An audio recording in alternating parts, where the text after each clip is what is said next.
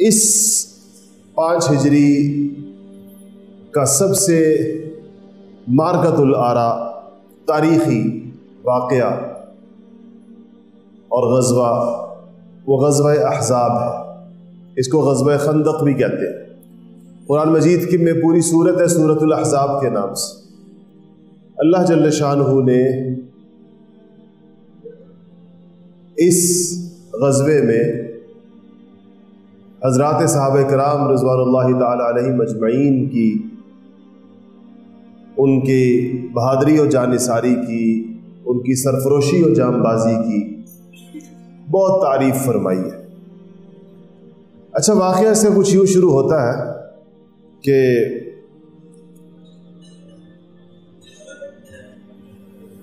اس سے پہلے غزوہ بنو نذیر ہو گیا تھا، جس میں بنو نذیر کے یہودیوں کو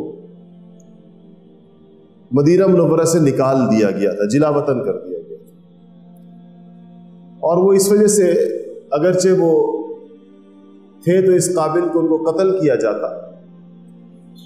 کیونکہ انہوں نے نبی کریم صلی اللہ علیہ وسلم پر متعدد قاتلانہ حملے کیے تھے اسی غزوہ بنو نذیر سے پہلے. لیکن چونکہ بنو نذیر حلیف تھے، معاہدے میں تھے خزرج کے ساتھ، اس لیے خزرج نے ان کی سفارش کی، کہا کہ رسول اللہ بجائے اس کے کہ ان کو قتل کیا جائے، ان کو جلا وطن کر دیا جائے. آپ صلی اللہ علیہ وسلم نے اجازت دے دی. آپ نے کہا ٹھیک ہے، جنگی ساز و سامان لے کر نہیں جا سکتے، تلواریں، تیر، نیزے وہ چھوڑ کے جائیں گے غنیمت کے اندر، باقی اپنا سامان لے جا سکتے ہیں. تو یہ اپنے محلوں سے اپنے چھتیں بھی اکھاڑ کر لے گئے تھے، درختوں کے دروازوں کے کواڑ بھی ساتھ لے گئے، اور خیبر کے پاس جا کر یہ لوگ آباد ہو گئے تھے. پھر انہی کے ساتھ دوبارہ غزوہ خیبر. مگر جب یہ مدینہ سے نکل گئے، ان کو مدینہ یاد بڑا آتا تھا، کیونکہ وہاں ان کے باغات، مدینہ کی معیشت ان کے ہاتھ میں تھی. آج کے یہود بھی مدینہ سے اپنے اس ذلت و رسوائی والے اخراج کو قبول نہیں کرتے. آپ صہیونیوں کے لٹریچر پڑھیں، وہ مدینہ منورہ واپسی کی باتیں کرتے، حالانکہ 1400 برس بیت گئے ہیں اس بات. آج بھی ان کے ذہن میں، اور وہ اپنے بچوں کو یہ بات بتاتے ہیں، ان کے تعلیمی نصاب میں یہ چیزیں شامل ہیں کہ مدینہ منورہ سے ہمیں کیسے نکالا گیا تھا، ہمارے گھر کہاں پر تھے، ہمارے باغات کون سے تھے. اور وہ اپنی ہر نسل اگلی نسل کو یہ امانت سونپ کر جاتی ہے کہ تم نے مدینہ واپسی کی محنت میں اور اس کی جد و جہد میں اور اس میں جو ہے حصہ لینا ہے. یہ صہیونی، جس کو صہیونیت کہتے ہیں، یہودیت کی ایک خاص آرتھوڈاکس شکل ہے، اس میں یہ ان کی تعلیمات کا حصہ ہے. ان کے بنو نذیر کے جو سردار تھا اس کا نام حیی تھا، حیی ابن اخطب. اخطب اس کے باپ کا نام تھا. اور حیی ابن اخطب کا یہ تعارف شاید آپ کو معلوم ہو کہ وہ ام المؤمنین حضرت صفیہ رضی اللہ تعالی عنہ کا باپ. تو حیی ابن اخطب نے یہ کیا کہ یہ چلا گیا قریش مکہ کے پاس. اس کا اندازہ یہ تھا، دیکھیں یہودیوں کی ذہنیت آج تک ویسی ہے جیسے سینکڑوں سال پہلے تھی. اس کا اندازہ یہ تھا کہ اگر مسلمانوں کو مدینہ منورہ سے کوئی نکال سکتا ہے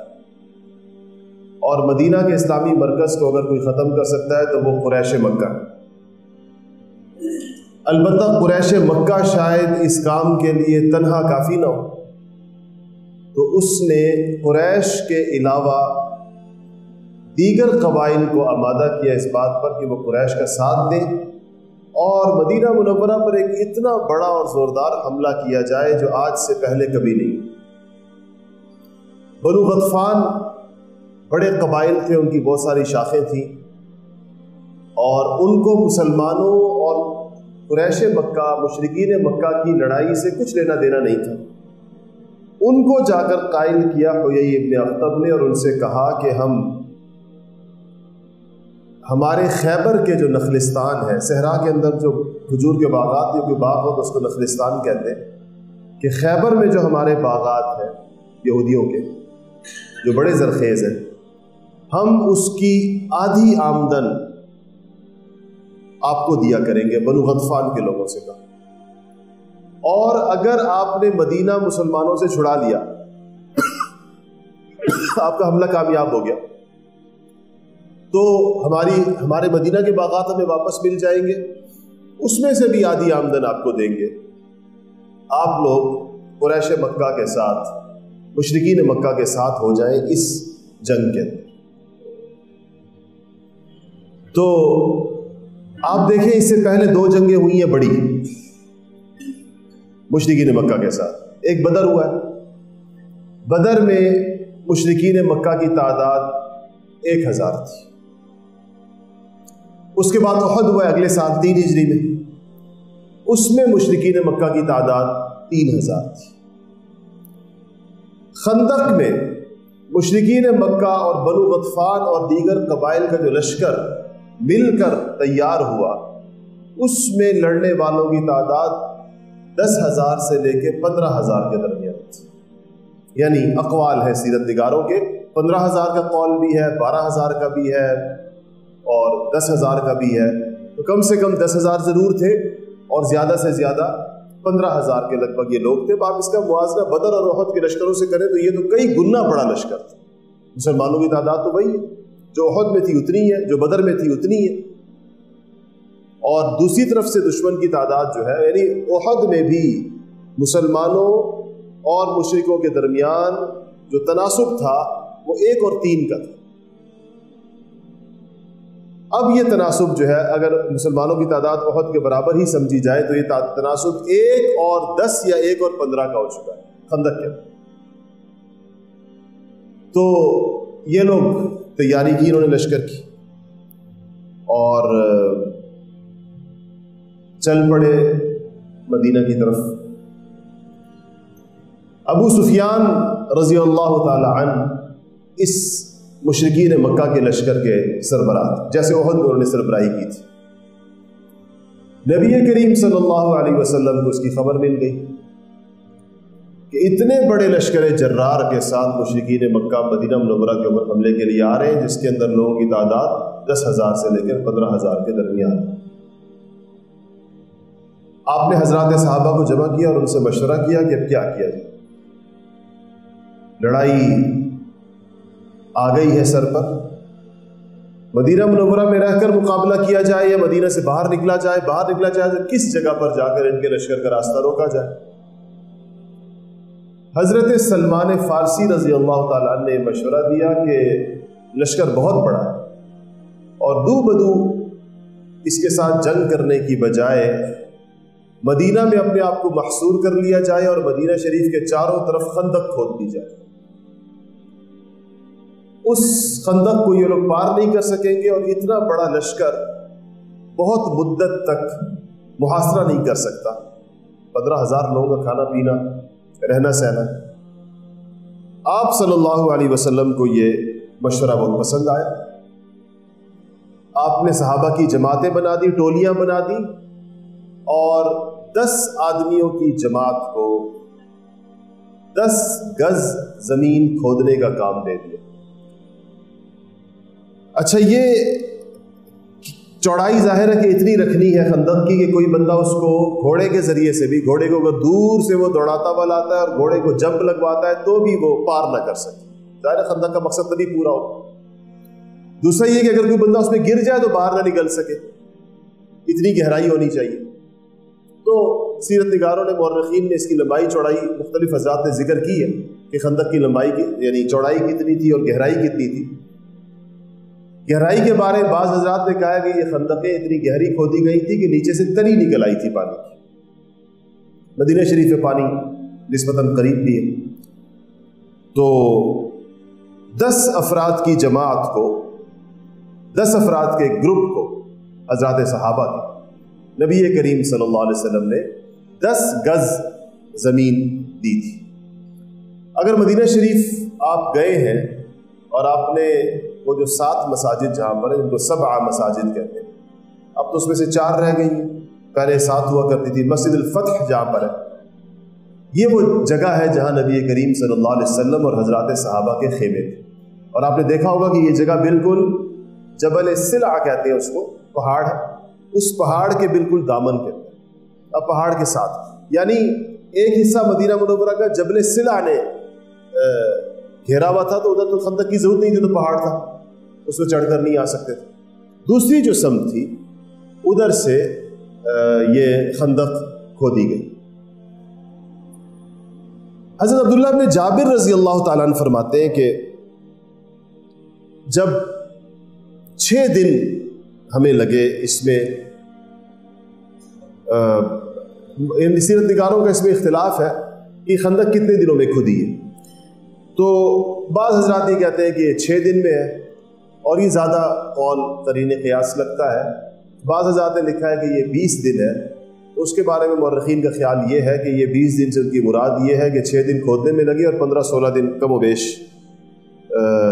محاصرہ رہا مشرکین مکہ کا۔ اچھا، یہ جاڑوں کا موسم تھا، سردی کا، مدینہ شریف کی ٹھنڈی ہوائیں مشہور ہیں، مکہ مکرمہ کا موسم تو گرم ہے، مدینہ شریف میں بڑی ٹھنڈ ہوتی ہے، اور عجیب یہ ہے کہ بڑی معاشی اعتبار سے بڑی تندرستی تھی، صحابہ کے ہاں فقر و فاقہ تھا بڑا سخت قسم کا، اس کے باوجود کھانے کو کچھ نہیں تھا۔ خندق کھودنے کا عمل کوئی آسان کام نہیں ہے، یہ مزدوریوں کے اندر کھدائی کی مزدوری سب سے سخت مزدوری سمجھی جاتی ہے، ہر بندہ نہیں کر سکتا ہے، جو کھدائی کرنے والے مزدور اور ہوتے ہیں، آپ نے دیکھا ہو۔ یہ لوگ بڑے جوش و خروش کے ساتھ اس کھدائی میں لگے، اور خود سرکار دو عالم صلی اللہ علیہ وسلم بھی خندق کھود رہے تھے ان کے ساتھ۔ صحابہ کہتے ہیں ہم نے حضور اکرم صلی اللہ علیہ وسلم نے خود بھی اپنے آپ کو اسی طرح 10 لوگوں کی جماعت میں ساتھ رکھا، اور کہا کہ میں جب گیا نبی کریم صلی اللہ علیہ وسلم کے پاس، جابر کہتے ہیں، تو میں نے دیکھا کہ آپ کا جسم مبارک اٹا ہوا ہے گرد سے، اس کھدائی کی وجہ سے جو آپ نے فرمائی، اور اپنا جوش و خروش اور بلبلہ بڑھانے کے لیے حضرات صحابہ پڑھا کرتے تھے کہ نحن الذی بایعوا محمدا علی الجہاد ما بقینا ابدا، ہم وہ لوگ ہیں جنہوں نے محمد صلی اللہ علیہ وسلم کے ہاتھ پر بیعت کی ہے، علی الجہادی، جہاد کے اوپر کہ ہم رسول اللہ کا ساتھ دیں گے جب بھی دشمن حملہ کرے گا، جب تک ہم زندہ ہیں، ہماری جان میں جان ہے، ہم محمد مصطفیٰ صلی اللہ علیہ وسلم کے ساتھ ہیں۔ اور آپ صلی اللہ علیہ وسلم نے صحابہ کی یہ آواز سنی کہ نحن الذی بایعوا محمدا، تو آپ نے بھی جواب دیا کہ اللہم لا عیش الا العیش الآخرہ، لا عیش الا عیش الآخرہ، یا اللہ زندگی تو آخرت کی زندگی ہے، دنیا کی زندگی کچھ بھی نہیں ہے، آخرت کی زندگی ہے، فاغفر للانصار والمہاجرہ، یا اللہ ان انصاریوں اور ان مہاجروں کی مغفرت فرما، ان کو بخش دے یا اللہ۔ اور کبھی آپ یہ فرماتے کہ اللہم انہ لا خیر الا خیر الآخرہ فبارک فی الانصار والمہاجرہ، کہ کوئی خیر، اصل خیر آخرت کی خیر ہے، یا اللہ برکت عطا فرمائے ان مہاجرین کی زندگیوں میں اور ان انصار کی زندگیوں کے اندر۔ اور کہنے لگے کہ حضرت جابر بن عبداللہ رضی اللہ تعالیٰ عنہ فرماتے ہیں کہ ہم 10 لوگوں کو جو جگہ دی گئی تھی اس میں ایک چٹان نکل آئی، چٹان اتنی سخت تھی کہ ہم سب نے باری باری بھی اور مل کر بھی اس کے اوپر زور آزمائی کی، اس کو توڑنے کی کوشش کی تاکہ خندق کھد سکے، وہ ہم نہیں توڑ سکے۔ تو کسی نے مشورہ دیا کہ چٹان اپنی جگہ چھوڑ دیتے ہیں، خندق آگے سے گھما کر لے آتے جہاں چٹان نہیں ہے۔ تو کہنے لگے ہمارے جو امیر تھے، 10 افراد پر جو امیر مقرر کیے گئے، انہوں نے کہا کہ یہ نشان رسول اللہ صلی اللہ علیہ وسلم نے لگائے ہیں، اس نشان سے ہم دائیں بائیں نہیں ہوں۔ حضور کے لگائے ہوئے نشان کو آپ نے خود اپنی لاٹھی مبارک سے نشان لگایا تھا پورا کا پورا، کہ حضور کے مبارک ہاتھوں اور لاٹھی سے لگے ہوئے نشان کو ہم چھوڑ کر کرف لے لیں، ایسے نہیں ہوگا۔ تو جابر کہتے ہیں کہ میں آ گیا نبی کریم صلی اللہ علیہ وسلم کے پاس، جہاں پر آپ خود مشغول تھے، میں نے آ کر ان کو بتایا، میں نے کہا یا رسول اللہ، میں نے جو منظر دیکھا، ایک یہ دیکھا کہ حضور اکرم صلی اللہ علیہ وسلم کا پورا جسم گرد کی میں اٹا ہوا ہے، دوسرا میں نے دیکھا کہ چونکہ بھوک تھی، کھانے کو کچھ نہیں تھا، تو آپ صلی اللہ علیہ وسلم نے اپنے پیٹ مبارک پر اپنی کمر کو سیدھا کرنے کے لیے پتھر باندھا ہوا تھا۔ کہتے میں نے کہا یا رسول اللہ چٹان آ گئی ہے، ٹوٹ نہیں رہی ہے۔ آپ نے فرمایا کہ میں خود آتا ہوں، میں آ کر توڑتا ہوں اس کو۔ جابر کہتے ہیں میرے ساتھ تشریف لائے اور اس خندق میں اترے، ہماری خندق، اور آپ نے اپنا کدال اٹھا کر اللہ کا نام لے کر جو پڑھا، زور سے جو ضرب ماری، تو چٹان کا 1/3 1/3 حصہ اس اتنی بڑی چٹان کا وہ ٹوٹ کر الگ ہو گیا۔ اور آپ نے فرمایا کہ اللہ اکبر، مجھے ملک شام کی کنجیاں دے دی گئی، اور کہا کہ خدا کی قسم میں شام کے سرخ محلات کو اپنی آنکھوں سے دیکھ لوں۔ پھر آپ نے پھاوڑا اٹھایا اور زور سے مارا تو 1/3 دوسرا حصہ ٹوٹا، اور آپ نے فرمایا کہ اللہ اکبر، مجھے ملک فارس کی کنجیاں دے دی گئی، اور میں مدائن کے سفید قصر ابیض کو، سفید محل کو اپنی آنکھوں سے دیکھ لوں۔ پھر آپ نے جب تیسری دفعہ پھاوڑا مارا تو وہ تیسرا حصہ بھی ہوا میں بکھر گیا، اور آپ نے فرمایا کہ اللہ اکبر، مجھے ملک یمن کی کنجیاں عطا کر دی، اور میں خدا کی قسم میں صنعاء جو یمن کا دارالحکومت ہے، آج بھی اسی نام سے یہ شہر صنعاء یمن کا کیپٹل، کہا کہ خدا کی قسم میں صنعاء کے دروازوں کو دیکھ رہا ہوں۔ حضرات صحابہ کو اللہ نے ایسا یقین عطا فرمایا تھا۔ آپ سچویشن دیکھیں کیا ہے، اتنا بڑا دشمن سامنے پہنچنے والا ہے، ان سے بچنے کے لیے خندق کھودنے کا فیصلہ ہوا ہے، اور کھانے کے لیے اتنا نہیں ہے کہ اتنا کھا لیں حضرات صحابہ اور خود نبی کریم صلی اللہ علیہ وسلم کہ پیٹ میں اتنا کچھ ہو جس سے کمر سیدھی رکھی جا سکے، کیونکہ ہمیں تو خیر اس قسم کی بھوک کا تجربہ ہی نہیں اپنی زندگی میں۔ مسلسل کئی دن انسان کچھ نہ کھائے تو اس کا پیٹ جو ہے وہ کمر دوہری ہو جاتی ہے، یعنی پیٹ جو ہے وہ کمر کو سیدھا نہیں رکھ پاتا، بیلنس نہیں رہتا پیٹ اور کمر کے درمیان۔ اتنا کھانے کو نہیں ہے، اتنے سخت قسم کے دشمن کا سامنا ہے، اور نبی کریم صلی اللہ علیہ وسلم کس وقت کی پیشن گوئیاں فرما رہے ہیں کہ ملک یمن کی کنجیاں دے دی گئیں، اور ملک شام کی کنجیاں دے دی گئیں، اور ملک کون سا کہا، فارس کی کنجیاں دے دی گئی۔ علامہ عسقلانی بخاری شریف کے بہت مشہور راوی ہیں، بہت مشہور شارح ہیں، انہوں نے کہا کہ وہ اس روایت میں، حدیث کے اس حصے میں ایک دوسری روایت کے اضافے کے ساتھ یہ کہتے ہیں کہ جب آپ نے 3 دفعہ یہ کدال ماری تھی اس چٹان کو، تو ہر دفعہ ایک بجلی کوندی تھی، اور آپ نے اللہ اکبر کہا تو صحابہ نے بھی اس تکبیر کا جواب دیا اور اللہ اکبر کہا، اور آپ نے پھر یہ ساتھ اضافہ فرمایا کہ مجھے جبرائیل امین نے یہ خبر دی ہے کہ ان ملکوں کو آپ کی امت فتح کرے گی، کیونکہ یہ نبی کریم صلی اللہ علیہ وسلم کی زندگی میں نہیں ہوا۔ یہ سعادت سیدنا عمر فاروق رضی اللہ تعالیٰ عنہ کے زمانے میں صحابہ کو حاصل ہوئی۔ خندق کھد گئی اور مشرکین مکہ بھی پہنچ گئے مدینہ کے باہر، تو حضرت ابو سفیان رضی اللہ تعالی عنہ نے جیسے ہی دیکھا کہ سامنے خندق ہے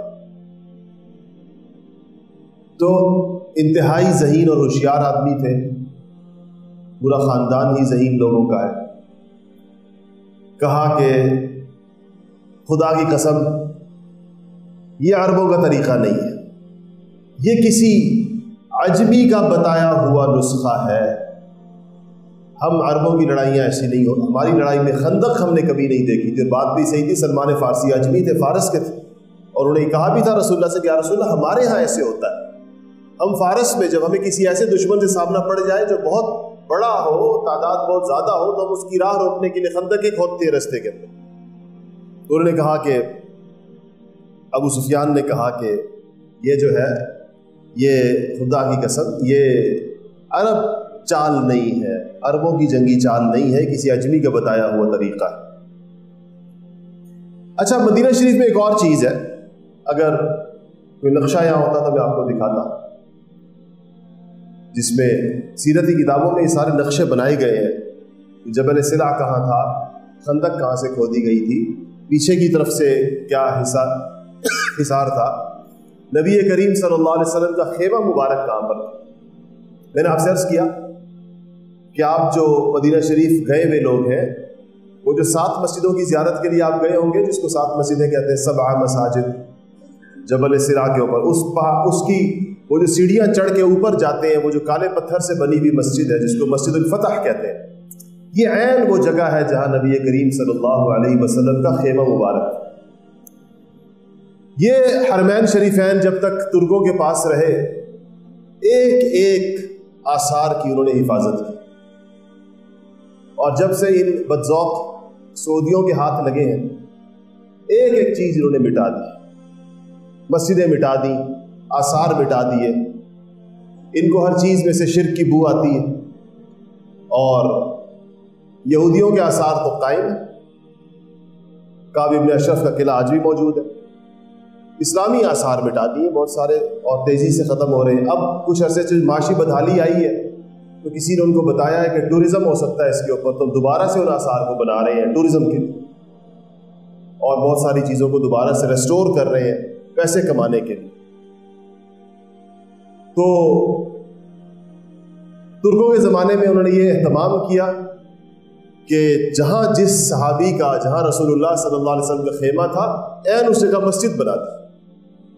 تاکہ یہ اثر محفوظ رہے آنے والی نسلوں کے لیے۔ اور جہاں بڑے صحابہ کے خیمے، جو 7 مساجد اس میں کہتے ہیں کہ مسجد الفتح جو ہے وہ نبی کریم صلی اللہ علیہ وسلم کے خیمے کی جگہ تھی، اور اس کے ساتھ آپ نے دیکھا ہوگا مسجد ابو بکر، مسجد عمر، مسجد علی، مسجد سلمان فارسی، ان ناموں سے مسجد۔ انہوں نے پھر یہ کیا کہ 3 صحابہ کے نام کی مسجدیں گرا کر ایک بڑی مسجد بنا کر اس کا نام رکھ دیا مسجد فہد بن عبدالعزیز، جو ہے کہ فہد بن عبدالعزیز بھی شاید خندق کے اندر موجود تھا، اور وہ وہاں اس لڑائی کے اندر وہ بھی حصہ لے رہا تھا، کہ اس کے نام کی مسجد، صحابہ کے نام کی مسجدیں گرا کر اس کے نام کی مسجد بنا دی۔ تو یہ اب 4 مسجدیں اس وقت بھی موجود ہیں، اس میں سے اوپر والی مسجد فتح ہے۔ مسجد فتح کے حوالے سے ایک بات مجھے یاد آئی ہے تو میں آپ کو بتا دوں بیچ میں۔ حضرت جابر رضی اللہ تعالیٰ عنہ فرماتے ہیں کہ جب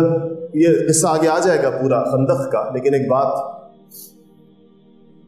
کہ نبی کریم صلی اللہ علیہ وسلم کو میں نے اپنے خیمے میں بیٹھے ہوئے دیکھا، سوموار کا دن تھا، پیر کا دن تھا۔ آپ صلی اللہ علیہ وسلم اپنے خیمے میں انتہائی الحاح و زاری کے ساتھ دعا فرما رہے تھے۔ اس کے بعد میں نے دیکھا منگل کا دن آپ اسی طرح اسی جگہ پر تشریف فرمائے اور دعا فرما رہے ہیں۔ پھر میں نے دیکھا کہ اگلا دن بدھ کا دن آیا، اور وقت تھا ظہر اور عصر کے درمیان کا، بین الظہر والعصر۔ آپ دعا فرما رہے ہیں اور آپ نے ہاتھ مبارک اٹھائے ہوئے، اور آپ کی ایک ادا تھی اللہ کے ساتھ، ایک آپ کا نیاز تھا کہ آپ جب کبھی کبھی دعا فرماتے تھے تو اپنے ہاتھ یوں تو یوں سامنے، کندھوں کے سامنے ہونے چاہیے دعا کے دوران، ہاتھ سنت یہی ہے، لیکن بہت خاص دعاؤں میں آپ اپنے ہاتھ بلند کرتے چلے جاتے تھے، اس طرح اتنے بلند کر دیتے تھے کہ جابر ابن عبداللہ کہتے ہیں کہ مجھے آپ کی بغل کی سفیدی میں پیچھے بیٹھا ہوا تھا تو مجھے نظر آ رہی تھی، یعنی ہاتھ اتنے ہوا کے اندر بلند تھے۔ بدر کے موقع پر بھی آپ نے ہاتھ اسی طرح زیادہ بلند کیے تھے، جس کی وجہ سے آپ کی چادر آپ کے کندھوں سے گر جایا کرتی تھی، جس کو بار بار صدیق اکبر رضی اللہ تعالیٰ نے اٹھا کے آپ کے کندھوں پہ رکھتے تھے۔ تو کہتے ہیں میں نے دیکھا کہ آپ ہاتھ دعا کرتے جا رہے ہیں اور آپ کے ہاتھ بلند کرتے جا رہے ہیں فضا کے اندر، اور کہتے ہیں بدھ کا دن تھا جب آپ نے ہاتھ اپنے گرائے تو آپ نے فرمایا کہ جبرائیل امین آئے ہیں اور انہوں نے فتح کی بشارت دی۔ جابر کہتے ہیں میں نے بس اس وقت کو اور اس دن کو یاد رکھ لیا کہ یہ بدھ کا دن تھا اور ظہر اور عصر کے درمیان کا وقت تھا۔ کہتے ہیں اس کے بعد جب بھی مجھے کوئی امر مہم، کوئی مشکل درپیش ہوئی ہے زندگی کے اندر، تو میں بدھ کے دن کا انتظار کرتا ہوں، اور پھر بدھ کے دن میں ظہر کی نماز کے بعد اسی جگہ جاتا ہوں جہاں پر حضور کا خیمہ تھا۔ ظاہر اس وقت تو وہاں مسجد نہیں ہوگی جیسے جابر کے زمانے میں، مسجد تو بعد میں بنی ہے، جگہ ان کو پتہ تھی کہ وہ یہ جگہ ہے جہاں حضور کا خیمہ ہے. میں اس جگہ جاتا ہوں اور ظہر کے بعد میں وہاں اسی وقت کے اندر اللہ تعالیٰ سے دعا کرتا ہوں, اور میری کوئی دعا ایسی نہیں ہے جو میں نے وہاں پر کی ہو اور اللہ پاک نے قبول نہ کی. اس لیے میں اپنے دوستوں سے کہتا ہوں جو جا رہے ہوتے ہیں عمرے پر, میں کہتا ہوں کوشش کریں کہ بدھ کا دن مدینہ شریف میں آئے اور بدھ کے دن ظہر کی نماز حرم شریف میں پڑھیں, اور وہاں سے ٹیکسی پکڑیں, 10-15 ریال کے اندر وہ آپ کو پہنچا دے گی 7 مساجد, اور وہاں جا کر اچھا انہوں نے اس کو تالا لگا دیا مسجد کو, لوگوں نے وہاں نفل پڑھنے شروع کر دیے, انہوں نے تالا لگا دیا. ہم نے اس زمانے میں بھی اللہ کے فضل سے وہاں نماز پڑھی جب مسجد کھلی ہوتی تھی, ابھی چند سال پہلے تالا لگا, اب اس کو باہر تالا ہوتا, لیکن اس تالے کے باہر مسجد کی ایک کیا کہتے ہیں اس کو, ایک تھڑا سا ہے, کیونکہ وہ سیڑھیاں ہیں نا, 20-25-30 سیڑھیاں چڑھ کے اوپر چڑھتے ہیں مسجد کے لیے, وہ تو ایک طرح سے پہاڑ پہ بنی ہوئی ہے. اس تھڑے پر لوگوں نے کسی جانمازیں ڈال دی ہیں, وہاں جا کر آپ 2 رکعت نفل پڑھیں صلاۃ الحاجت, اور پھر اس غزوہ خندق کو ذہن میں یاد رکھتے ہوئے اور نبی کریم صلی اللہ علیہ وسلم کی اس دعا کو اور پھر اللہ تعالیٰ کی طرف سے فتح کی بشارت کو, اپنی مشکلات, اپنی پریشانیاں, اپنی جو دعائیں آپ کو کرنی ہے وہ کریں. انشاءاللہ اللہ تعالیٰ سے امید ہے کہ دعا کو قبول فرمائیں. اچھا یہ ہوا, وقت 2-3 منٹ رہ گئے کہ حیی ابن اخطب نے ان لوگوں کو جو جمع کیا وہ تو لے آیا. ایک قبیلہ اور یہودیوں کا مدینہ منورہ میں تھا جس کا نام بنو قریظہ ہے. یہ اب صرف مدینہ میں رہ گئے تھے. 2 قبیلے, معاہدہ تو تینوں سے ہوا تھا, بنو قریظہ سے بھی ہوا تھا, بنو قینقاع سے بھی ہوا تھا, اور بنو نذیر سے بھی ہوا تھا. جب آپ مدینہ تشریف لاتے ہیں, جس کو ہماری نصاب کی کتابوں کے اندر میثاق مدینہ کہتے ہیں, معاہدہ تینوں سے ہوا تھا. 2 فریق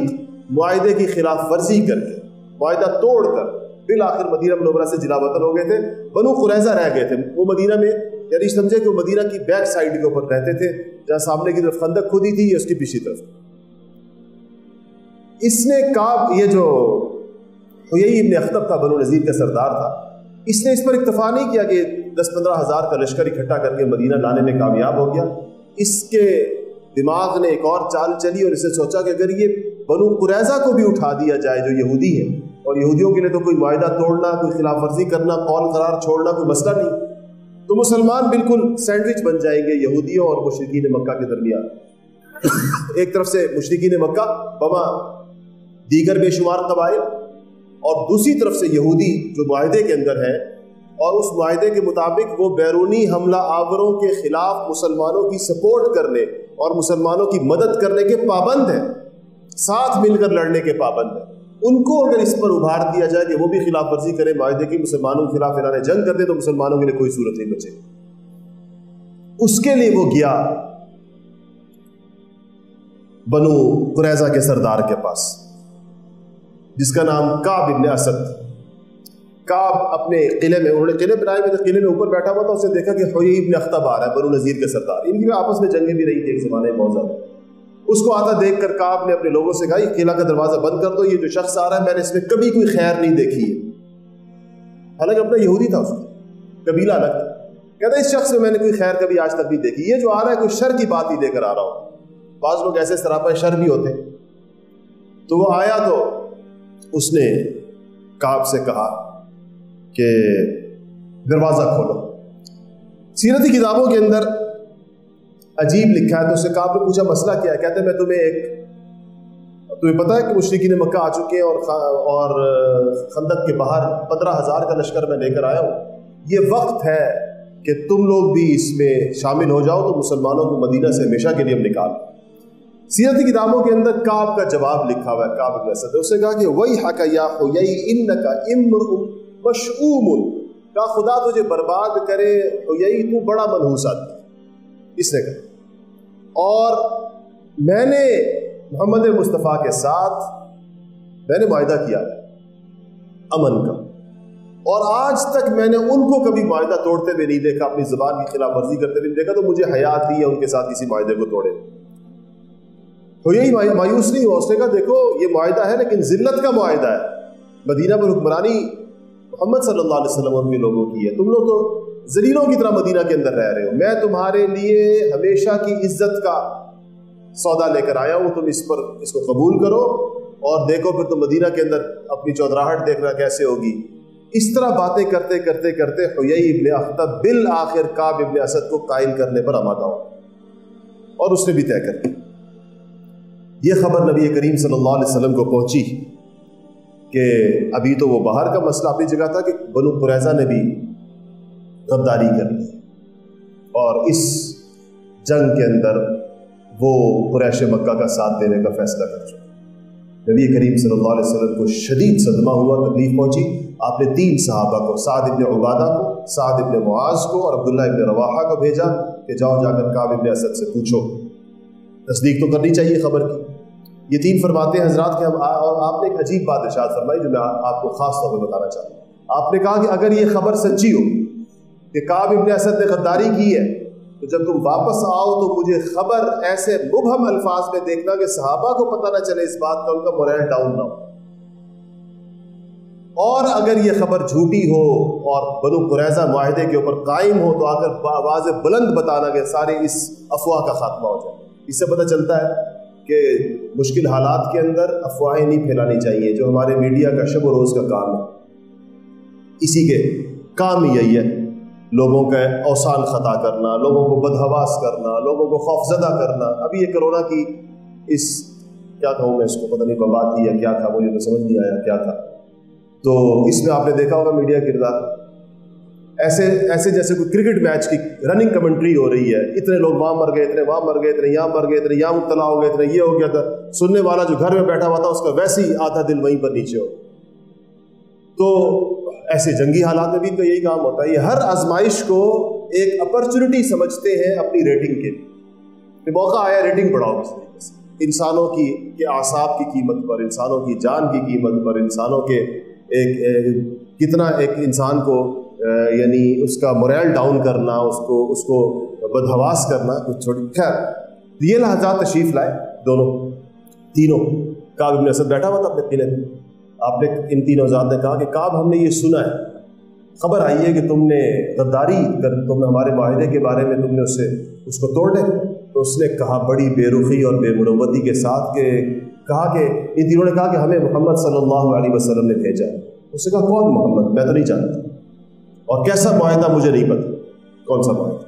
نہ میں محمد نامی کسی شخصیت کو جانتا ہوں اور نہ میں کسی معاہدے کو جانتا ہوں. یہود کے لیے کوئی پینترا بدلنا کوئی مشکل کام تو نہیں. یہ صحابہ واپس آئے اور کہا, آپ کو بھی میں نے پچھلے جمعے اور اس سے پچھلے جمعے رعل اور زکوان کا قصہ سنایا تھا, جو واقعہ ہوا تھا جہاں صحابہ کو دھوکے سے قتل کیا گیا تھا, لے جا کر حضور سے لے جا کر باقاعدہ. انہوں نے واپس آ کر ان کا نام لیا قبیلوں کا, کہا کہ آئے رسول, حضور سے کہا یا رسول اللہ بات وہی ہے جو رعل اور زکوان نے کی. مطلب جس طرح انہوں نے آپ کو صحابہ کو آپ سے لے جا کر آپ کی پشت میں خنجر گھونپنے کی کوشش کی, یعنی ان کو لے جا کے شہید کر دیا, دھوکہ کیا, غداری کی, یہی کعب ابن اسد نے بھی کیا, یہی بنو قریظہ نے بھی کیا. حضور اکرم صلی اللہ علیہ وسلم کو صدمہ ہوا شدید. آپ لیٹ گئے اور آپ نے چادر اپنے اوپر اس طرح تان لی پوری, اور